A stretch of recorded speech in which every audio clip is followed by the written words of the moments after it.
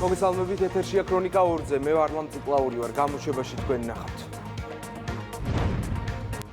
პასუხგაუცემელი კითხვები ვის და რა თანხით აფინანსდებდა ბრიტანეთის საელჩო 2024 წლის არჩევნებზე.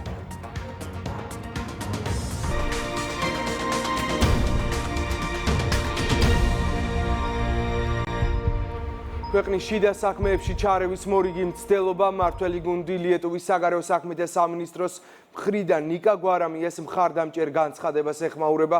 ქართული ოცნება მოუწოდებს უცხოელ აქტორებს თავდაპირველად გაეცნონ შესაბამის კანონს და საქმის მსვლელობას. მმართველი გუნდის განცხადებით, საქართველო არის სამართლებრივი სახელმწიფო და კანონდამრღვევი კანონის წინაშე აგებს პასუხს. ცხადად ერთმნიშვნელოვნად ეს არ არის ქვეყნის შიდა საქმეებში ჩარევა. ეს არა მარტო ჩარევა, ეს არის პირდაპირ შეურაცხყოფა. რა თქმა უნდა, ეხლა ჩვენთვის სამწუხარო დიდი მნიშვნელობა აღარ აქვს ასე თქვიანის ბალტიისპირა ქვეყნის ელჩები, რომლებიც უხეშად ერევიან პოლიტიკაში. თუმცა ამავდროულად ყველას გავაფრთხილებთ, რა თქმა უნდა, რომ ქართველი ადამიანი არავის არაფერს არ აპატიებს, თუ კი წავა საქართველოს ინტერესების წინააღმდეგ. საზოგადოება ამ ყველაფერს ხედავს, ხო, თუ რამდენად ასმაგის სტანდარტებით გვესაუბრებიან, თუ როგორ იქცევიან საერთოდ, თავიანთ საგარეო საქმეთა მინისტრები ყავდათ ბოლო-ბოლო მოგზავნილი ანტისამთავრობო აქციებზე, რითიც საერთოდ გაეროს წესდებას კი დაარღვიეს და ეხლა ამ შემთხვევაში ბატონ გვარამიაზე აპელირება, რომ რაღაცა იგი თვითქოს და სახელმწიფომ დაიჭირა იმის გამო, რომ იგი ანგელოზია და არაფერი არ ჩაუდენია, მოდი კანონს შეხედონ, კეთილინებონ და კეთილინებონ გაეცნონ თვითონ ამ საქმის მსვლელობას. ჩვენ რა თქმა უნდა ვართ შემდგარი სახელმწიფო და შესაბამისად ყველაფერი ჩვენ სახელმწიფოში არის კანონის ფარგლებში, ყველა მოქმედებს კანონის ფარგლებში და ვინც დააგოს კანონს, რა თქმა უნდა, იმან უნდა ააგოს პასუხი კანონის წინაშე. მმართველი გუნდის განცხადებით, ბრიტანეთის საელჩოს წინასაარჩევნოდ ექსტრემიზმისა და არეულობის დაფინანსებას სურდა. სახელმწიფო პარტიაში აცხადებენ, რომ მათი მიზანი თვითმმართველობის არჩევნების დისკრედიტაციაა. რა თანხა დაიხარჯა 2024 წლის არჩევნებზე ბრიტანეთის საელჩომ უცნობია. დიპლომატიური წარმომადგენლობას ქრონიკამ მიმართა, თუმცა მეოთხე დღეა პასუხი არ მიგვიღია. რას აფინანსებდა, რა უნდოდა რომ დაეფინანსებინა ბრიტანეთის საელჩო საერთო თანხებით. ხო, ასეულობით 1000, რამდენიმე ასეულობით 1000 გივანქა სტერლინგით უნდა დაეფინანსებინა. ეს ორგანიზაციები, რომლებიც ვიმეორებ, პირდაპირ საჯაროდ არიან აღიარებულები, რომ იღებენ მონაწილეობას ანტისახელმწიფოებრივ აქციებში.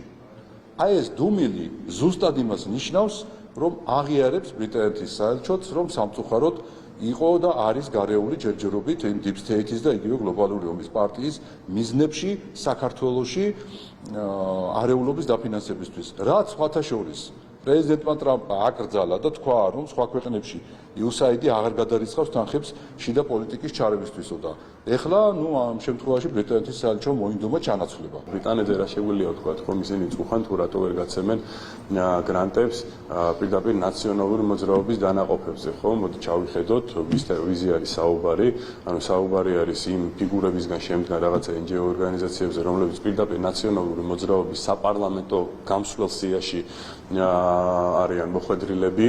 საუბარი არის ტაბულაზე, რომელიც მე ხარ ვიცი დეზინფორმაციის გავრცელების გარდა და შუღლის გაღვივების გარდა თუ ტაბულა რამეს ემსახურება, თვითონ მოქალაქეებმა თავად განსაჯონ და მსგავსი ტიპის ორგანიზაციებს. თუ ყველაფერი რიგზე არის, თუ ყველაფერი ისე ქონდათ გაცემული და იმგვარი დაფინანსებები ქონდათ გაცემული, რომ კითხვის ნიშანი საერთოდ არ უნდა არსებობდეს, მაშინ მათსავე ინტერესში შედის, ხო? რა თქმა უნდა, რომ გაასაჯარონ და ჩვენ საზოგადოებას დაუმტკიცონ ის, რომ ჩვენი რაღაცა ზედაფუძნებული ეჭვები არის მცდარი, მაგრამ ვინაიდან ისინი დუმილის რეჟიმში არიან, რა თქმა უნდა, ჩვენ გვაქვს საფუძვლიანი ეჭვი, რომ ვიფიქროთ საპირისპირო. ეს ყველაფერი, რა თქმა უნდა, მათივე რეპუტაციას აკნინებს ჩვენი საზოგადოების თვალში.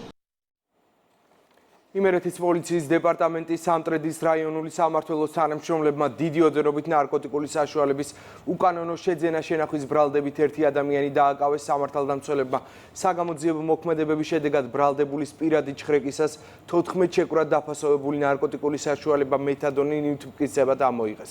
დანაშაული 8 წლამდე ვადი თავისუფლების აღკვეთას ითვალისწინებს.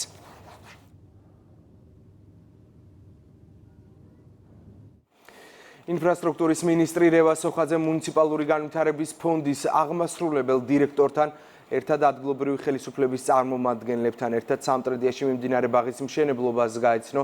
მუნიციპალური განვითარების ფონდი სამტრედიაში 450 აღსაზრდელზე გათვლილ საბავშვო ბაღს აშენებს. პროექტი თანამედროვე სტანდარტების შესაბამისად ითვალისწინებს ბავშვების საჭიროებებზე მორგებული გარემოს შექმნას, მათ შორის ოთახებისა და მრავალფეროვანი სათამაშო სივრცეების მოწყობას.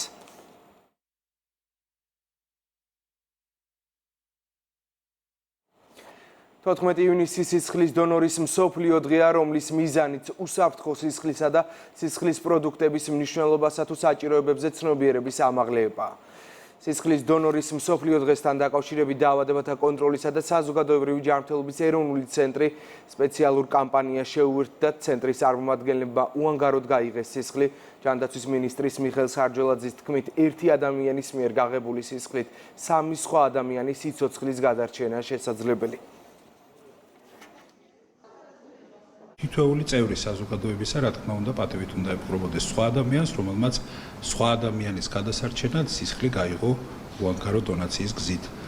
ყველას მინდა მოუწოდო, ვისაც ამის შესაძლებლობა გვაქვს, ყველამ რა თქმა უნდა უანგარო დონაციის გზით რამენაირად უნდა შევეხიდოთ იმ საქმეს, რასაც ქვია ურგენტული სამედიცინო სერვისის მიწოდება. ჩვენი სლოგანი არის გაიღე სისხლი, გადაარჩინეს სიცოცხლე და განსაკუთრებით მნიშვნელოვანია სწორედ უსაფრთხო სისხლის პროგრამაში ესე იგი მასიური ჩართულობა. მოუწოდებთ ყველას, რომ ჩაერთონ აღნიშნულ პროგრამაში და უანგარო დონაციას მაქსიმალურად შეუწყონ ხელი. უანგაროდ როცა სისხლს გაცემ, არის ძალიან დიდი განცდა, თან როცა იცი, რომ ის პაციენტი შენი გაცემული სისხლით გადარჩა სიცოცხლის აგრძელებს, რა ვიცი, ჩემთვის ეს არის ძალიან დიდ ემოციებთან დაკავშირებული. შეზღუდული შესაძლებლობის მქონე პირთა უფლებების დაცვის დღესთან დაკავშირებით სახელმწიფო ზრუნვის სააგენტოში შშმ პირების ნამუშევრების გამოფენა გაყიდვა გაიმართა. ღონისძიებას დაესწრო ჯანდაცვის მინისტრი მიხეილ სარჯველაძე. სახელმწიფოსთვის მნიშვნელოვანია ინკლუზიური თანაბრად ხელმისაწვდომი სერვისების შექმნა და შშმ პირებზე მორგებული ინკლუზიური გარემოს განვითარება. ძალიან მნიშვნელოვანია ის, რომ მათი შექმნილი პროდუქცია საზოგადოების მიერ იქნას აღიარებული, მიღებული და უბრალოდ ამ ადამიანებმა კარგად გააცნობიერონ თუ როგორი შესაძლებლობა და უნარები გააჩნიათ. პირველად საქართველოში განათლების ხარისხის განვითარების ეროვნული ცენტრი, ევროპის განათლების ეროვნული და რეგიონული ინსპექტირების ასოციაციის რიგით 27 საერთაშორისო სემინარს მასპინძლობს, რომელშიც მონაწილეობას ევროპის 14 ქვეყნის 23 წარმომადგენელი იღებს. სემინარის ფარგლებში მონაწილეები ზოგადი განათლების ხარისხის უზრუნველყოფის მექანიზმებს, საერთაშორისო ზოგად საგანმანათლებლო პროგრამებსა და მათი აღიარების პროცედურებს განიხილავენ. განათლების ხარისხის განვითარების ეროვნული ცენტრი პირველად მასპინძლობს ევროპის ზოგადი განათლების ინსპექტორების საერთაშორისო კონფერენციას. ღონისძიებას ესწრება ევროპის 14 ქვეყნის 23 წარმომადგენელი. მსჯელობა შეეხება საერთაშორისო ზოგად საგანმანათლებლო პროგრამების აღიარების მიმართულებას. იცის, რომ დღეს საქართველოში აღიარებულია 5 საერთაშორისო ორგანიზაცია, რომელიც საქართველოს 19 სკოლაში ახორციელებს საერთაშორისო აღიარებულ პროგრამებს. მოხარულები ვართ, რომ ვიმყოფებით განათლების ინსპექტირების საერთაშორისო კონფერენციაზე, რომელსაც საქართველოდან ჩვენმა კოლეგებმა გაუწიეს ორგანიზება და მასპინძლობა. ვთვლით, რომ საქართველოსა და დასავლეთ ევროპის ქვეყნებს შორის კავშირი ძალიან მნიშვნელოვანია. კონფერენციის ყველა მონაწილეს ექნება შესაძლებლობა, რომ მეტი შეიტყოს საქართველოში ზოგადი განათლების სისტემისა და ინსპექტირების შესახებ. ვფიქრობ, რომ განათლება ყველაზე მნიშვნელოვანია მსოფლიოში და მათ შორის ჩვენი შვილებისთვის. ასე რომ უკეთესი სწავლება, უკეთესი განათლება. ეს არის ჩვენი მიზანი.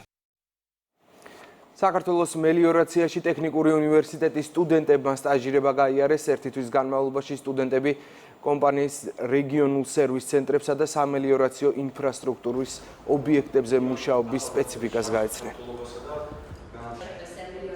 ჰქონდა შემაჯამებელი შეხვედრა, სადაც წარმოადგინეს პრეზენტაციები, გადაეცათ სერტიფიკატები.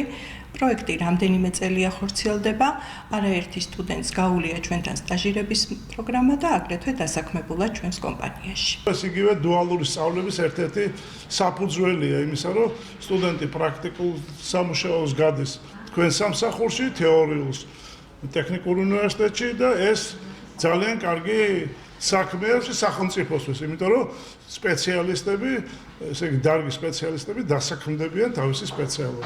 ერთი თვის განმავლობაში გავდიოდით სტაჟირებას ჟპს მელიორაციაში. ეს იყო საველე სამუშაოები და ასევე თვითონ კომპანიაში მიმდინარეობდა თეორიული სწავლება. ერთი თვის შემდეგ ჩვენ მოვამზადეთ 4 სტუდენტმა თემები და ეს თემები წარვადგინეთ ჩვენი უნივერსიტეტის კათედრისა და მელიორაციის თანამშრომლობის წინაშე და დღეს გადმოგვეცა სერტიფიკატები.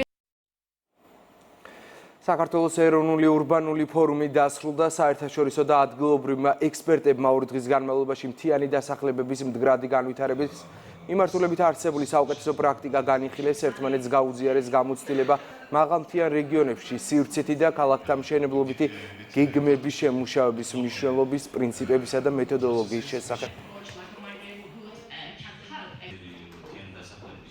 გამოიკვეთა ღონისძიებათა გეგმა, რომელიც ჩამოყალიბდა ერთიან დოკუმენტად. ღონისძიებათა გეგმა გაეგზავნება მუნიციპალიტეტებს, შესაბამისი კორექტირებები იქ და საბოლოო ვერსია გადაიგზავნება UN Habitat-ში ვებგვერდზე გამოქვეყნებისათვის. მომავალში ძალიან კარგ შედეგს მოგცემს და მე ვიმედოვნებ, რომ ეს კოორდინირებულად მოხდება არა მარტო მაღალმთიან დასახლებაში, ჩვენ აუცილებლად კავშირების და გზების პოვნა უნდა ვნახოთ იმისათვის, რომ ჩვენი სწორად განვითარება მოხდეს როგორც სივრცეში, ისე ადმინისტრაციულ ერთეულებში და მთლიანად ქვეყნის განვითარებაში ალბათ უდიდეს როლს ითამაშებს. ბათუმის ცენტრალურ სტადიონზე მუნიციპალური საბავშვო ბაღების სასკოლო ასაკის ახსაზრდელთა გამოსაშვები ღონისძიება გაიმართა. შესრულდა ფოლკლორული ანსამბლის თეატრალური დასის საგუნდო და სოლო შემსრულებლების მუსიკალურ გასართობი წარმოდგენები. საზეიმო აქტივობებში ჩართულები იყვნენ ბავშვები. ღონისძიების ფინალური სიმღერა ევროვიზიის გამარჯვებულმა ანდრია ფუტკარაძემ შეასრულა. მინდა მივულოცოთ ჩვენს პატარა თანამოქალაქეებს ცხოვრების პირველი ეტაპის საბავშვო ბაღის პერიოდის დასრულება, მათთვის ახლა ახალი უმნიშვნელოვანესი ეტაპი იწყება. ასევე მინდა მივულოცო მშობლებს, პედაგოგებს მინდა მადლობა გადაუხადო. საბავშვო ბაღების გაერთიანების სკოლამდელების 2755 ბავშვი გავაცილეთ და მოუწყეთ საზეიმო საღამო. ბევრი წარმატება მინდა ჩვენს ახსაზრდელებს უსურვო. ბათუმად მასპინძლა არაჩვეულებრივ ღონისძიებას ათასობით ბავშვი ერთად, რომელმაც ნახეთ საოცარი სანახაობა, რისთვისაც მადლობა უნდა უთხრათ. ბათუმის მუნიციპალიტეტს ეს ღონისძიება იყო პირდაპირ მორგებული ბავშვების ინტერესებზე, მათ ასაკზე. იყო როგორც შემეცნებით, ასევე გასართობი და საქმეთნი ყოველთვის ხარს დაუჭერს ასეთ ღონისძიებას. საქართველოს საგარეო საქმეთა სამინისტრო განცხადებას ავრცელებს. განცხადებაში წერია, რომ ღრმად ვართ შეშფოთებულნი ახლო აღმოსავლეთში მზარდი დაძაბულობით, რაც საფრთხეს უქმნის რეგიონულ უსაფრთხოებას. ღრმად ვართ შეშფოთებულნი ახლო აღმოსავლეთში დაძაბულობის ზრდით, რაც საფრთხეს უქმნის რეგიონულ უსაფრთხოებას. ხას ვუსვამთ დიპლომატიური ძალისხმევის მნიშვნელობას სიტუაციის დეესკალაციისა და სტაბილურობის უზრუნველყოფის მიზნით. სპორტის სიახლეებით განვაგრძობთ გამოშვებას. თბილისი 2026 წელს კადეტებისა და იუნიორების ევროპის ჩემპიონატს უმასპინძლებს. გადაწყვეტილება იტალიის ქალაქ გენუაში გამართულ ევროპის ფარიკაობის კონფერენციის კონგრესზე იქნა მიღებული, სადაც საქართველოს კანდიდატურას მხარი 42 ქვეყანამ დაუჭირა, ხოლო მიმდინარე წლის 20 ივლისიდან თბილისში სტარტს მსოფლიოს ჩემპიონატი აიღებს, რომელშიც 40-ზე მეტი ქვეყანა იღებს მონაწილეობას. ეს ძალიან დიდი მნიშვნელობაა ჩვენთვის, ჩვენი მომავლისთვის, ქვეყნისთვის.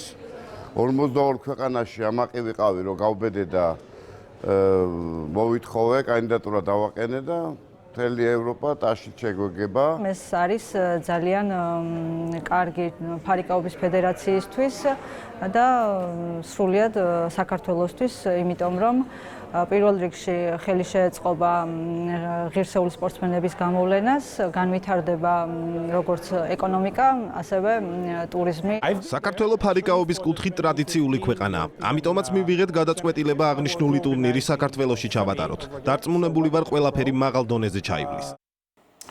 ასეთი იყო ახალი ამბები 2-ზე. დღის ყველა სიახლე შეგიძლიათ გაიცნოთ იმედი ნიუს წერტილი ჯიზე. ქრონიკა პირდაპირ ეთერში ზუსტად 5-ზე დაბრუნდება. დროებით.